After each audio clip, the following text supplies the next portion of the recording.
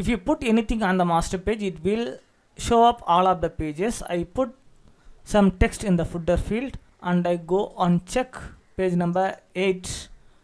Now the footer is here.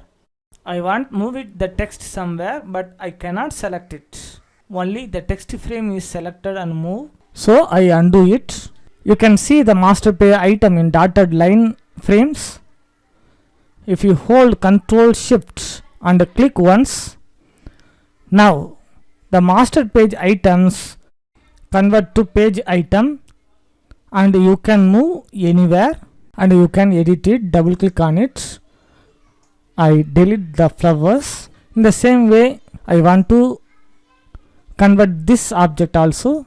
You can see the dotted line, it is the master page item. So I hold Ctrl Shift and click once. This item also convert to page item and I hold Shift key and select both of the item and press delete key in the keyboard to delete it. Now the items are gone.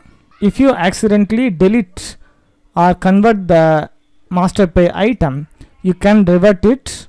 Go to pages panel menu and go to master pages. Here you can click remove all local overrides.